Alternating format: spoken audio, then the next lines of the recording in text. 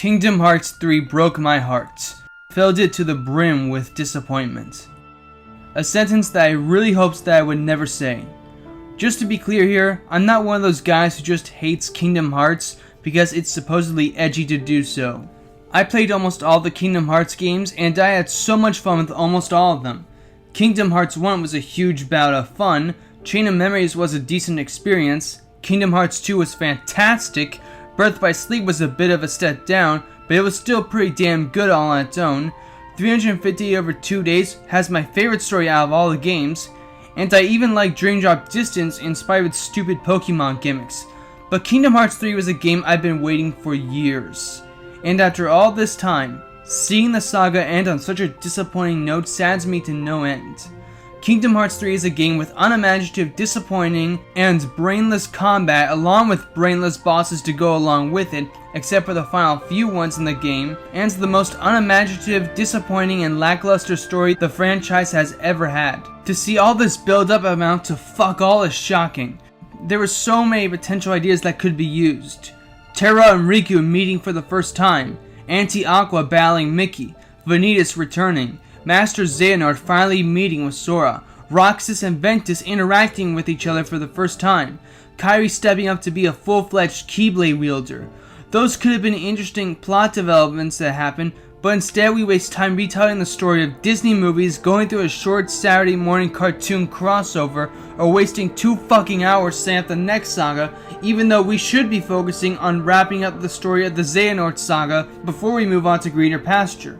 With the exception of the Hercules Toy Story and to a lesser extent, the Monsters Inc. worlds, everything else feels like needless padding made to just fulfill the Disney quota for the game. I think that in order to start off with the problems of Kingdom Hearts 3, we need to go back to when the game begins. The story starts off where 0.2 left off, with Sora, Donald, and Goofy heading to the Olympus Coliseum, and when they arrive, there's a ton of major problems with the world, starting off with how much shit you get right off the bat, with Sora meeting Hercules and explaining that the former has lost his power and needs to regain it. The whole problem with this is that right off the bat, you get a shit ton of mechanics added to your repertoire, such as form changes, shot locks, and attraction flows, the latter of which I'm going to get into right now.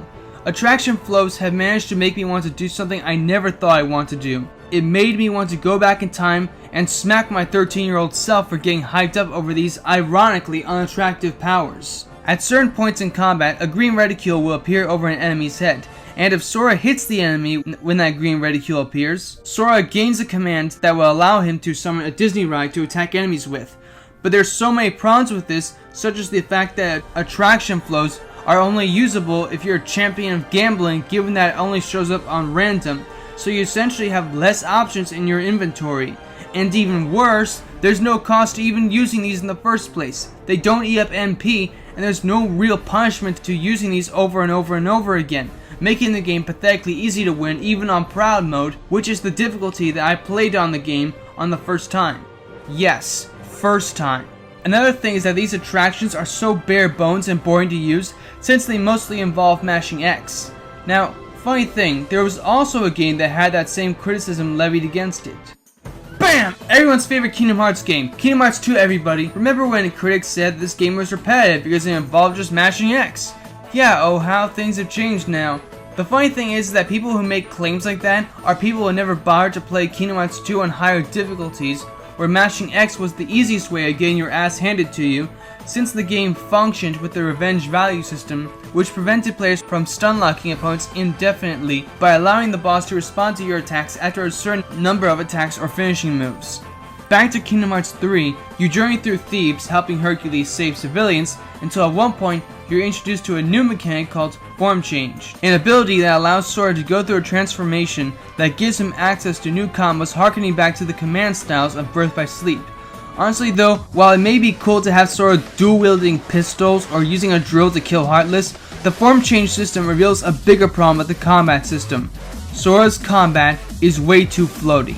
His combat animations take way too long to execute, and it makes him feel sluggish to play as. But unfortunately, he doesn't really get that many moves to his base repertoire in order to make up for his slower paced combat, aside from maybe a couple of new additions to his combos later on in the game. Now, you can make the argument that's the way Sora's supposed to play, in order to make players experiment with Sora's Keyblade, but just because it was intended that way doesn't make it a good mechanic, simply because the Keyblade transformations end up being outclassed by the weapon you start off with, the Kingdom Key, whose form change, ironically enough, gives him the ability to use his KH2 combos, and also the Olympus Keyblade, which basically removes any challenge of blocking by allowing you to hold your block for an absurd length of time, the Ultimate Weapon, and the soon-to-be-released Oathkeeper, which, like the Kingdom Key, also gives Sora fast-paced combos to use that harken back to his KH2 days. There's also an ability to switch Keyblades on the fly, but given how there's a weird pause Sora makes before you switch, it ends up making an already floaty combat system feel even worse. So what's really the point of switching Keyblades aside from making something look vaguely cool to watch? Games like Devil May Cry and Bayonetta that also have weapon switching on the fly pull it off so well because the weapons are made to be used in conjunction with each other. But KH3 on the other hand doesn't really give you a reason to switch Keyblades, since again, the Kingdom Key and the Olympus Keyblade and the Ultimate Keyblades are the best weapons in the game. In KH2, yeah folks, get ready to take a drink, transformations were handled by the use of drive forms. Transformations that change Sora's outfit, give him the ability to dual wield Keyblades, power up his attacks, magic, and also use special moves specific for that form. KH2 only has 5 forms, unlike KH3 6, but KH2 gives you a reason to experiment with each of your drive forms, since each one gave you the chance to give Sora's base form more abilities such as the high jump, a dashing dodge, a normal dodge, a double jump, and the ability to fly, and each of these moves can be leveled up, so using these forms were useful in their own ways, but with KH3, you don't get any new moves to compensate for experimenting with each form. So the reason to try out each weapon disappears since, again, the Kingdom Key and Olympus Keyblade make all the others obsolete. Speaking of the Olympus Keyblade, not only is the block attack busted, you also get a powerful counterattack after you're hit a few times, which basically allows you to nuke an enemy's health bar, which again makes other Keyblades obsolete in every way. And that's without even going to KH3's anti-form, which activates when Sora's on low health, and allows him to turn into a Heartless and halve his health 3 times to increase his attack power. This seems like a good risk and reward type of ability, but it only has one simple error. You don't absorb your party members while doing so. So essentially, you can increase your attack power 3 times and have Donald heal you, which removes the risk factor of using the form even though you lose access to magic and items, where in KH2, anti-form was used to punish players who tried to cheese bosses with drive forms, and took your party members' magic and items away. It was only to the very end of KH2 where you unlocked Final Form and gained the ability to nuke enemies away, and even then it still cost a lot to use Final Form, since you absorbed both of your party members, and it cost a lot of drive gauges to actually pull off. Anti-Form in KH3 pretty much makes already easy fights easier than ever.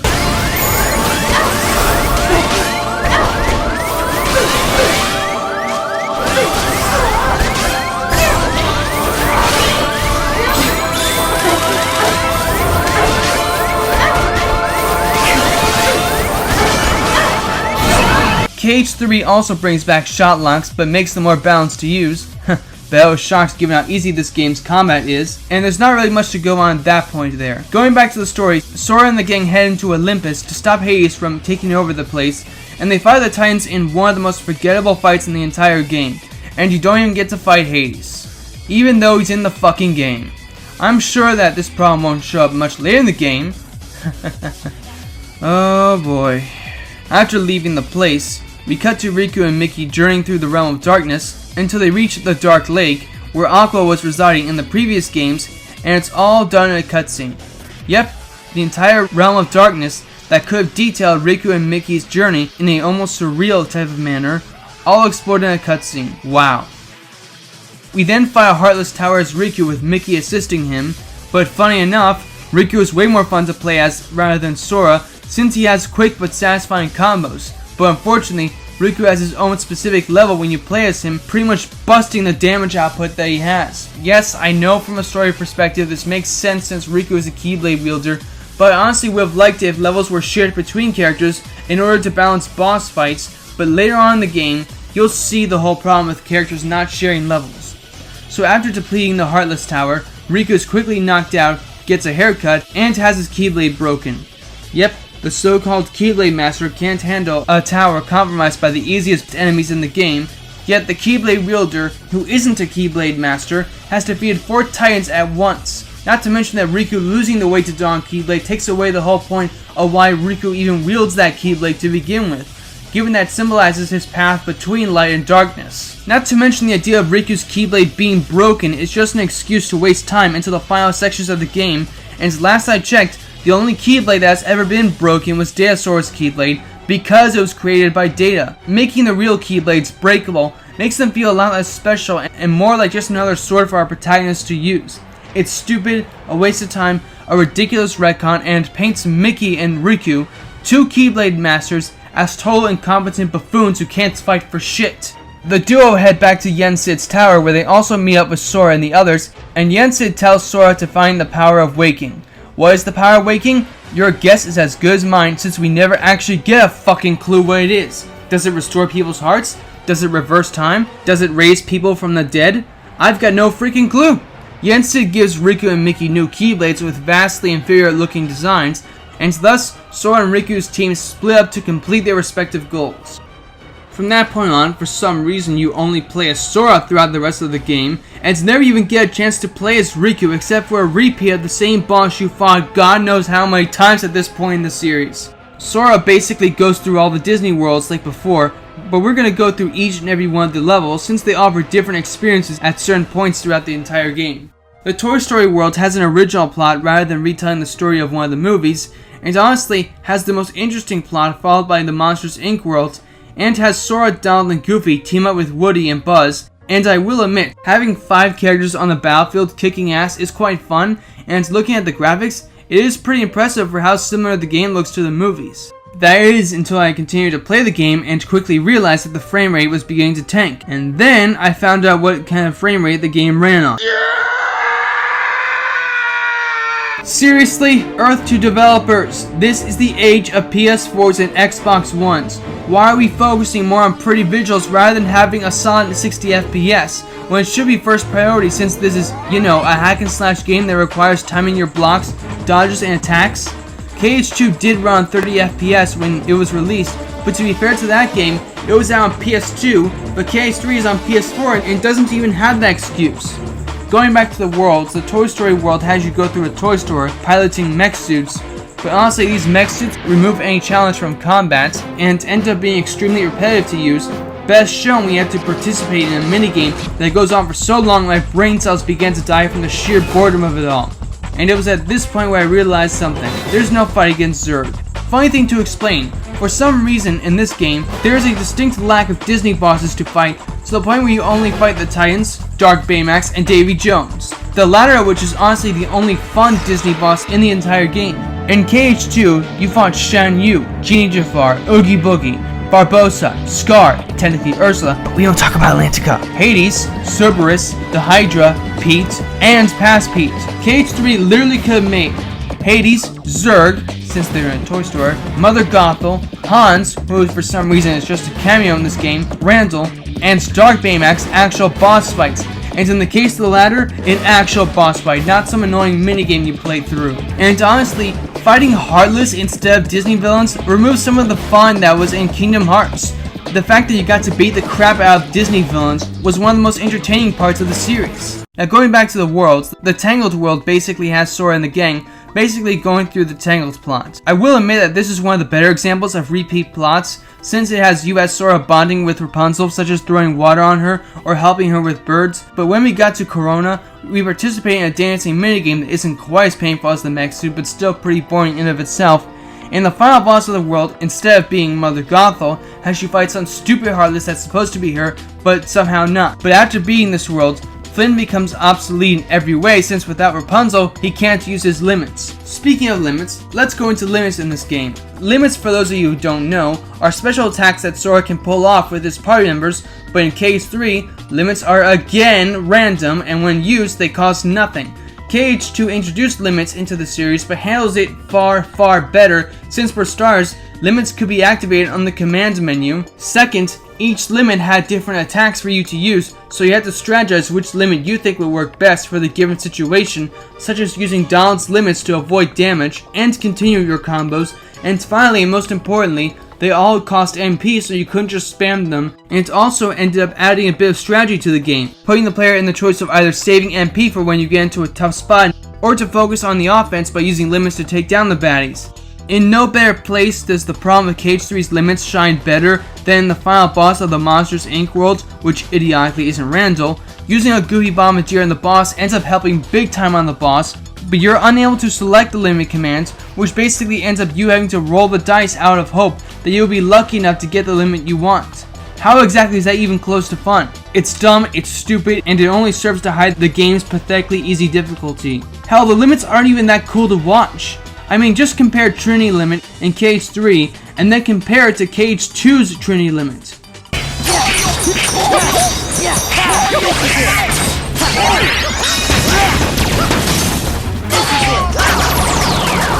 Let's go! Back off!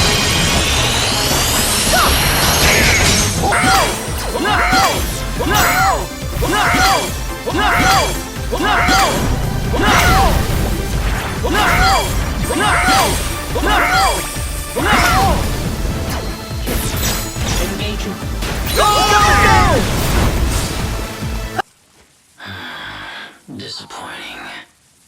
Speaking of Monsters Inc., the world itself is almost as cool as the Toy Story world, but unlike Toy Story, it already sets up a Disney villain to be the boss, with him being Randall, but you don't even get to kick his ass because apparently fighting a reject version of the Blot from that epic Mickey game is apparently far more interesting to fight rather than Randall himself, even though he antagonizes you throughout the entire world. But the cutscene that happens after this is one of my least favorite cutscenes because it single-handedly manages to make one of the coolest villains in the Kingdom Hearts series, Vanitas, into a total joke.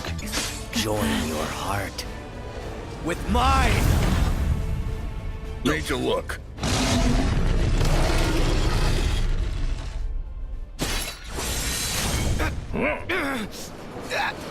Let me go! Over here, Sully! Close it, quick!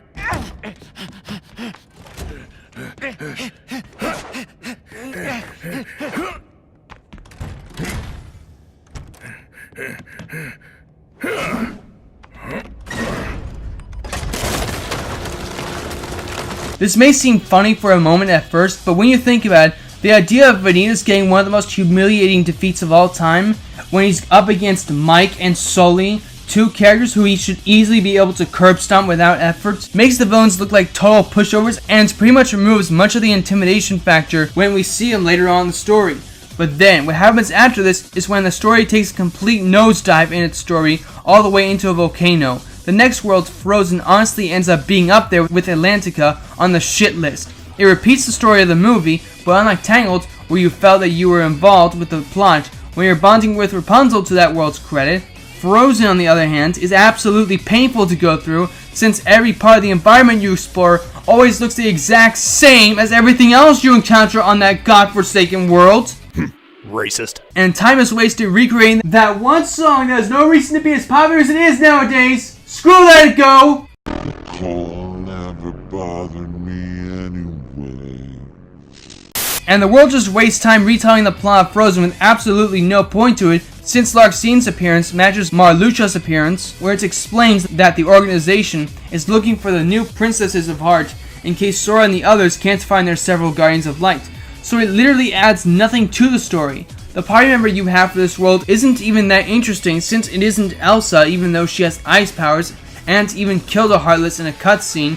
Instead, it's some stupid ice creature that was maybe 2 to 5 minutes in the movie.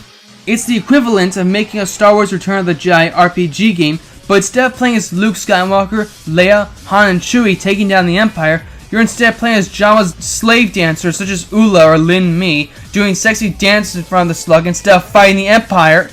Not that I read any fanfiction based around those two.